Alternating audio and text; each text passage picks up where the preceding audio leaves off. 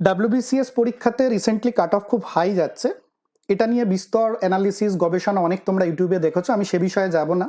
আমরা যাব যখন হাই যাচ্ছে, এই ঘটনায় যখন ঘটছে, তখন আমাদের সেটাকে অ্যাড্রেস করতে গেলে যারা জেনুইন অ্যাসপিরেন্ট 2024-এ দেবে তারা কি করবে। আমরা দেখেছি প্রি কোভিড পিরিয়ডে বা তার আগে আমরা দেখতাম যে প্রায় 50-55-র মধ্যে ফাইনাল এবি গ্রুপে নাম পাওয়া যেত, সেটা এখন 62% হয়ে গেছে। অনেক বেশি না হলেও বেশ খানিকটা হাই হয়েছে। এর পিছনে অনেকগুলো কারণ আছে। কিছু কারণ আছে যেগুলো সোশিও ইকোনমিক, কর্মসংস্থানের সুযোগ কমেছে, নানা রকম ফিল্ডের রিক্রুটমেন্ট কমেছে, ন্যারো হয়েছে, অনেক কিছু ব্যাপার আছে যেগুলো আমরা অ্যাজ অ্যান অ্যাসপিরেন্ট আমরা চাইলেও অ্যাড্রেস করতে পারবো না, ওগুলো আমাদের হাতে নেই। আর কিছু কারণ আছে যেগুলো পরিসংখ্যান বা স্ট্যাটিস্টিক্স, কিছু পরিস্থিতির কারণ রয়েছে যেগুলো আমি একটু ছোট্ট করে বলবো, সেটাও আমরা অ্যাড্রেস করতে পারবো না। যেগুলো আমরা অ্যাড্রেস করতে পারবো, যেগুলো আমরা সত্যিকারের ডাব্লিউবিসিএস 2024-এ যে বিষয়গুলো খেয়াল রাখলে আমরা এই কাট অফ চেস করে নিজেদের ফাইনাল পিডিএফে নামটা তুলতে পারবো, আমরা সেইগুলো নিয়ে আলোচনা করব। প্রথমে আমি একটু পরিসংখ্যান বলি। 2021-22-23-এর পরীক্ষাটা এমনভাবে হয়েছে যে একজন ক্যান্ডিডেট জেনুইন অ্যাসপিরেন্ট যে 2021-এ পরীক্ষা দিল, আগস্টের প্রিলিমস দিল, তারপরে মেতে 22-এ গিয়ে মেন দিল, তখনও রেজাল্ট বের হচ্ছে না, আবার প্রিলিমস চলে এলো, 22-এর প্রিলিমস দিল, আবার সেপ্টেম্বরে গিয়ে মেন দিল 23-এর, তখনও রেজাল্ট বের হচ্ছে না, আবার প্রিলিমস দিল, আবার অগাস্টের 24-এ গিয়ে মেন দিল। দ্যাট মিনস বুঝতে পারছো যে একটা স্টুডেন্টের একটা সেকশন যারা সিনসিয়ার সিরিয়াস অ্যাসপিরেন্ট, যারা 21-এ চাকরিটা পাবে, যারা 22-এ চাকরিটা পাবে, যারা 23-এ চাকরিটা পাবে, তারাই বারবার এই পরীক্ষাটার মধ্য দিয়ে সিরিয়াস পিএসসির পরীক্ষাকে সামনে রেখে যেভাবে একজন ক্যান্ডিডেট প্রিপারেশন নেয়, সেটা প্রিপারেশন নেওয়ার সুযোগ পেয়েছে। ফলে খুব ন্যাচারালি তাদের, এবং তখনও তাদের জেদটা রয়েছে, কারণ তারা যে অধ্যাবসায়, যে চর্চার মাধ্যমে পরীক্ষাটা দিয়ে তাদের র্যাঙ্ক ভবিষ্যতে নিশ্চিত করবে, সেই অধ্যাবসায় বা চর্চাটা রয়েছে, কিন্তু তখনও ন্যাক র্যাঙ্ক নিশ্চিত হয়নি, তখনও তারা রেজাল্ট অ্যাওয়েটিং। ফলে কি হয়েছে, তারা পরীক্ষাগুলো খুব বারবার ধারাবাহিকভাবে তারা নিজেদের ইমপ্রুভ করতে করতে গেছে, তাদের প্রিপারেশনটা অনেক ধারালো হয়েছে এবং ন্যাচারালি কাট অফ বেড়েছে। এটা একটা পরিসংখ্যান। এবং তোমরা দেখতেই পাচ্ছ যে প্রত্যেকটা পরীক্ষার ক্ষেত্রে 21-22-23 মেন থেকে প্রিলিমস প্রায় 15 মাস, 16 মাস, 17 মাস পরে পিটির রেজাল্ট বেরিয়েছে, মানে পিটি হয়েছে। তো সুতরাং প্রত্যেকটা ক্যান্ডিডেট কিন্তু তার প্রিপারেশনটাকে ধরে একাধিকবার পরীক্ষা দেওয়ার সুযোগ পেয়েছে এবং তার ফলে তার প্রিপারেশন ধারালো হয়েছে। এটা একটা নর্মাল। 24-এর ক্ষেত্রে সেটা কতটা হবে সেটা খানিকটা সময় বলবে। 24-এও যেহেতু 23-এর পিটি দিল ছেলে মেয়েগুলো রিসেন্ট, 22-এর পিটি দিল কিছুদিন আগে, কিন্তু সংখ্যাটা তুলনামূলক কমবে। অর্থাৎ যে ক্লাস্টারে সিনসিয়াস অ্যাসপিরেন্টদের গ্রুপের মধ্যে এই পরীক্ষাগুলো আটকে ছিল, সেটা খানিকটা সেই জায়গা থেকে বেরিয়ে আসবে, এবার বৃহত্তর পরিসরে যাবে, সেখানে নতুন ছেলে মেয়েদেরও অ্যাডিশন ঘটবে। এবং 22-23-এ প্রচুর ছেলে মেয়ে আছে কমন, যারা সি গ্রুপে পেয়েছে, যারা ডি গ্রুপে পাবে, যারা এ গ্রুপে, বি গ্রুপে তাদের নিজেদের ডিজায়ার পোস্ট পায়নি, তারাও কিন্তু 24-এ থাকবে, কিন্তু তুলনামূলক 21-22-23-এ যেরকম কমন ওভারল্যাপ করেছে সেটা কিন্তু কমবে। ফলে 24-এ একটা নতুন ছেলে মেয়েদেরও একটা বড় প্রসপেক্ট রয়েছে। এটা একটা পরিসংখ্যান বললাম। আমরা এই সমস্ত পরিসংখ্যানে যাব না, আমরা যে জিনিসটাতে যাব, 24-এ আমাকে পরীক্ষা দিতে হবে। আলটিমেটলি ধারালো হয়েছে প্রস্তুতি। ধারালোর দিকগুলো নিয়ে আমরা যদি আলোচনা করি, প্রথমত হচ্ছে ডিজিটাল প্ল্যাটফর্মে প্রচুর বিস্ফোরণ ঘটেছে, ফলে ছাত্রছাত্রীদের হিউজ রিসোর্স এসছে, সিনসিয়ার অ্যাসপিরেন্টরা সেই রিসোর্সগুলো ব্যবহার করার সুযোগ পেয়েছে। ফলে রাইটিং স্কিলে, ডেসক্রিপটিভ যে রাইটিং বাংলা ইংলিশে আগে যে পরিমাণ নাম্বার পেত, এখন কিন্তু নাম্বার বেড়েছে। এক হচ্ছে এটা সাবজেক্টিভ, ফলে ইয়ার two year, teacher to teacher number দেওয়া ভ্যারি করে। এক নাম্বার রিসেন্টলি আমরা দেখছি নাম্বার একটু বেশি পাচ্ছে, সেটা দিচ্ছে বেশি, এটা আংশিক সত্য হলেও হতে পারে, কিন্তু পাচ্ছে বেশি, এটা সত্যতা মানে এর কারণটা হচ্ছে যে ডিজিটাল প্ল্যাটফর্মে কিন্তু এখন অনেক বেশি পরিমাণে রিসোর্স আসার কারণে ছেলেমেয়েরা এই বিষয়গুলো লেখার ক্ষেত্রে অনেক নিখুঁত, অনেক সুচারু হওয়ার সুযোগ পেয়েছে। এবার আমরা আসি এমসিকিউ পেপারগুলোর ক্ষেত্রে। এমসিকিউ পেপারগুলোর ক্ষেত্রে 3, 4 এই দুটো পেপারে ছেলেমেয়েরা মোটামুটি ঐকিক নিয়মের হিসাবে ভালো পড়ে ভালো নাম্বার পায়। সরি, আমি ভুল বললাম, 3 এবং 5, কিন্তু 4 পেপারটা বরাবর গ্রে এরিয়া ছিল ছেলে মেয়েদের কাছে, এবং টপ র্যাঙ্ক করা ছেলে মেয়েরাও এইটাতে অ্যাভারেজ, বিলো অ্যাভারেজ নাম্বার পাওয়ার রেকর্ড অতীতে ছিল, এখন নেই। কেন নেই আমি পরে বলছি। পেপার 6-এর ক্ষেত্রে আমরা দেখেছি এটা দুটো ভাগে ভাগ হয়ে যায়। একদল ছেলে মেয়ে পেপার 6-এ একটু ভালো করে, অন্য দিকগুলো সেটা তারা মেকআপ হয়ে যায় একটু কম পেয়ে। আরেকদল ছেলে মেয়ে পেপার 6-এ খারাপ করে, অন্য দিকগুলো একটু বেশি করে মেকআপ দিয়েও আমরা দেখতাম যে পেপার 6-এ দুর্বল ছেলে মেয়েরাও ক্রমাগত এগিয়ে আসছে বা ভালোর দিকে র্যাঙ্ক করছে। এখন সে সুযোগটা নেই, এখন প্রত্যেকটাতে তোমাকে সুচারু হতে হবে। অর্থাৎ পেপার 6-এ তুমি আর্টস ব্যাকগ্রাউন্ড বলে এটাকে একটু ইগনোর করে 10, 20, 30 তোমার থেকে কেউ এগিয়ে যাবে, তুমি অন্য কোথাও গিয়ে সেটা মেকআপ করবে, সেই সুযোগটা থাকছে না।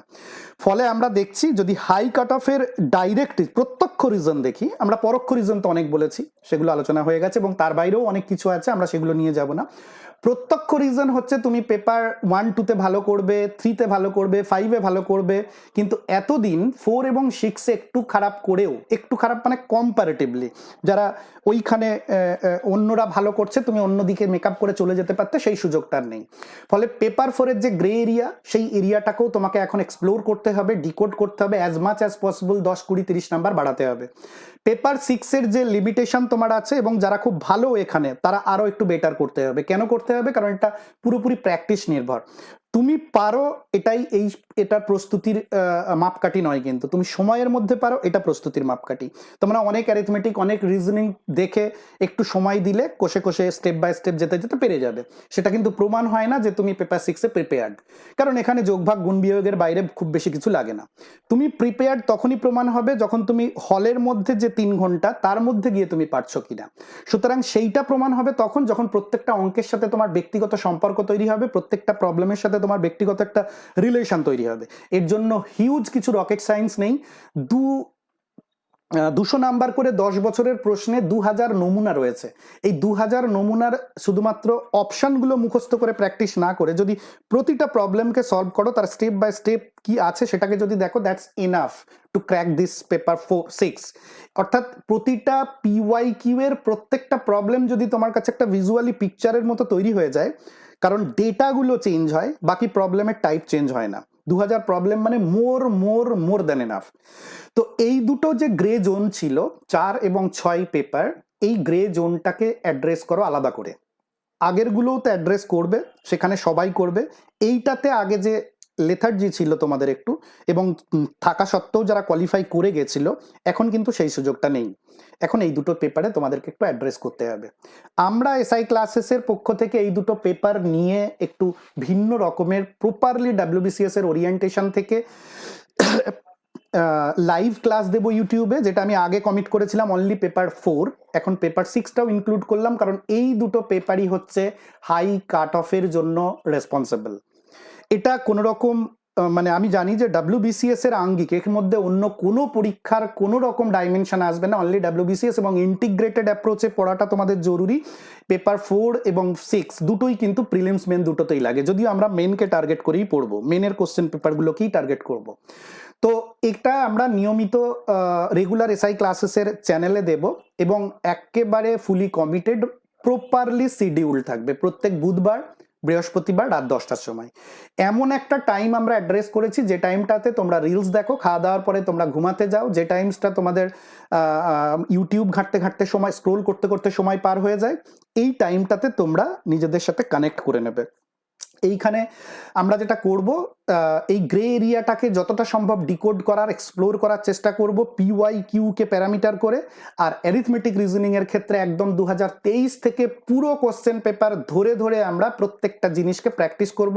তুমি শুধু যদি শুয়ে থেকে ওটাকে দেখো, তাহলেও দেখবে যে একটা ভিজুয়ালি তুমি কানেক্ট করতে পারবে প্রতিটা প্রবলেমের সাথে। সুতরাং যে এরিয়া থেকে, যে কর্নার থেকে, যে টাইপ থেকেই প্রবলেম আসুক, তোমার সামনে কিন্তু পরিষ্কার হয়ে যাবে হোয়াট নেক্সট স্টেপ ওয়াইজ। এই দুটো জিনিসকে আমরা কতটা সুচারুভাবে নিয়ে যাব সেটা ডিপেন্ড করছে তোমাদের উপরে। আমরা জানি WBCS পরীক্ষার্থী হাজার হাজার লাখ লাখ হয় না, আর এই ধরনের জিনিস করার জন্য কোনো এন্টারটেনমেন্ট নেই, নিরস একটা বিষয়, যেটা শুধুমাত্র তোমার সাকসেসে কাজে লাগবে, একদম যে কাজে লাগবে যখন তুমি মেন পরীক্ষা দেবে তখন। সুতরাং এরকম একটা নিরস, এরকম একটা লং টার্ম গোলকে অ্যাচিভ করার জন্য ছেলেমেয়ের সংখ্যা কম থাকে। সংখ্যা কম হোক, আমার আপত্তি নেই, কিন্তু সংখ্যা যারা থাকবে, তোমরা যারা মনে করছো যেটা তোমরা নিয়মিত থাকবে, একটা কমিউনিটি ফিলিংস তৈরি করে প্রতিদিন থেকো, যেন টিচাররা তোমাদের নামের সাথে একটা কানেকশন তৈরি করতে পারে। তোমরা যারা এটার সাথে কানেক্ট থাকবে, যুক্ত থাকবে, তারা এটার নিচে কমেন্ট দিয়ে জানাবে। আর চ্যানেলটাকে সাবস্ক্রাইব করে বেল আইকন টিপে রাখলে নোটিফিকেশন যায়। আমি এটা করতে বলবো না, চ্যানেল সাবস্ক্রাইব করে রাখতে পারো, বেল আইকন টিপে রাখতে পারো, তোমার নোটিফিকেশন যেন এইখানে যায়। বুধবার রাত 10টা হলে যেন তোমার মন অটোমেটিক্যালি কানেক্ট হয়ে যায়। আমি এখন পেপার 6টাকে, গ্রে জোনটাকে আমি কিভাবে 2024-এর জন্য প্রপার ওয়েতে প্রিপারেশন নেব, বৃহস্পতিবার হলে রাত 10টার সময় যেন কানেক্ট হয়ে যায়। অ্যারিথমেটিক রিজনিং এর প্রিভিয়াস ইয়ারের কোশ্চেনের ভিজুয়াল প্রেজেন্টেশনটা আমার সামনে, আজকে পিকচারটা ক্লিয়ার হবে, অটোমেটিক্যালি সমস্ত কাজ ফেলে ওই সময়টাতে তুমি বসে যাবে। অর্থাৎ তোমার সাবস্ক্রাইব করা বলো, বেল আইকন বলো, যা টিপবে তার সঙ্গে এখানেও সাবস্ক্রাইব করে রাখবে এবং বেল আইকন টিপে রাখবে। তোমরা যদি নিয়মিত এটা কানেক্ট থাকো তাহলে 2024-এর জন্য আগামী 4-5 মাস আমি মোটামুটি এটা কারিকুলামটাকে কন্টিনিউ করব। তোমরা যারা সিনসিয়ার অ্যাসপিরেন্ট, আর যদি কোনো নোটপত্র দেওয়ার থাকে বা ক্লাস ওয়ার্কের যে পিডিএফটা হবে সেটা টেলিগ্রামে দিয়ে দেবো, নিচে চ্যানেলে তোমরা টেলিগ্রাম চ্যানেলে যুক্ত হয়ে যাবে। আর যারা সিনসিয়ারলি থাকবে তারা প্লিজ কমিট করে যেও এই কমেন্ট বক্সে। আশা করি তোমাদের সাথে দেখা হবে প্রত্যেক বুধবার এবং বৃহস্পতিবার। আর WBCS এর মেনের পার্সপেক্টিভে ঠিক প্রয়োজনীয় 2-4খানা পিপিটি থেকে একটা কোশ্চেন তুলে এনে এরকম হবে না, এগুলো ধারাবাহিকভাবে চলবে।